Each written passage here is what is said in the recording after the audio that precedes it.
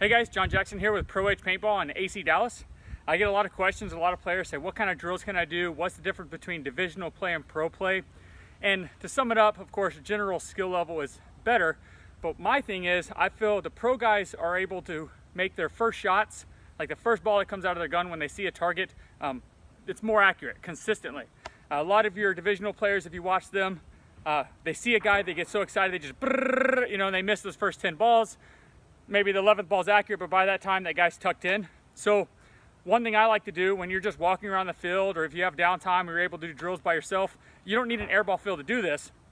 One thing I like to do is take your gun, I'll take 2 steps, so I'll put my hands down relaxed, and I'll explain the reason for everything in a second.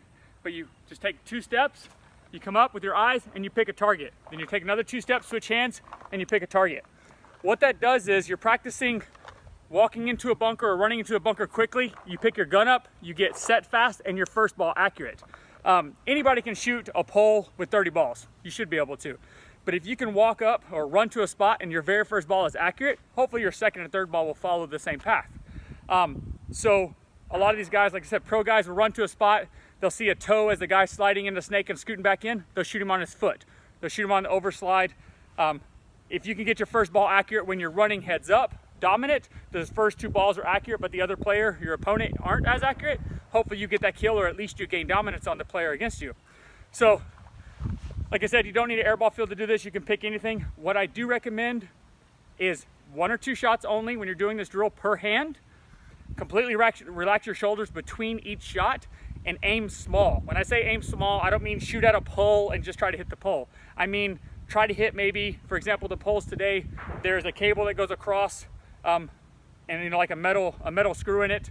I'm gonna shoot for where the cable goes through the actual, like through the eye hole in the netting, or like for the netting. So like aim really small.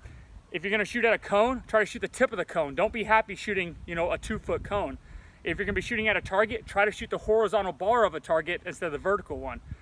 Vertical one is a lot easier because the ball can drop. It doesn't mean you're accurate. And when you snap, right, you're not shooting a guy's full body. You're just shooting where his head and goggles come out. So I'm just gonna do it real quick. If you guys have any questions, leave it in the comments. You can message me directly on Instagram.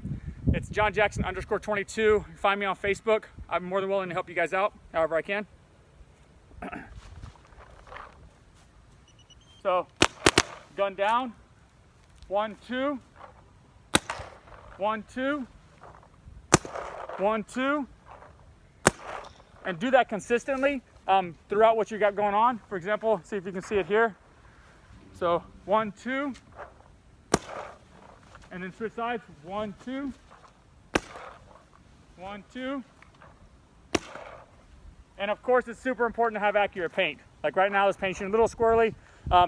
Spend a little bit more money on the paint you're gonna do drills for. Maybe cheaper paint when you're gonna scrimmage. I know it's expensive, shooting 2 or 3 cases a day. But yeah, really make sure you're accurate, bore size. Make sure you can stand there and physically shoot the target without moving. Like even right now, I'm missing a target because the paint's a little squirrely. So if you don't have accurate paint when you're doing drills, it does you no good. Spend a little bit extra money. If you guys have any questions about the drill, message me. Thank you guys for watching.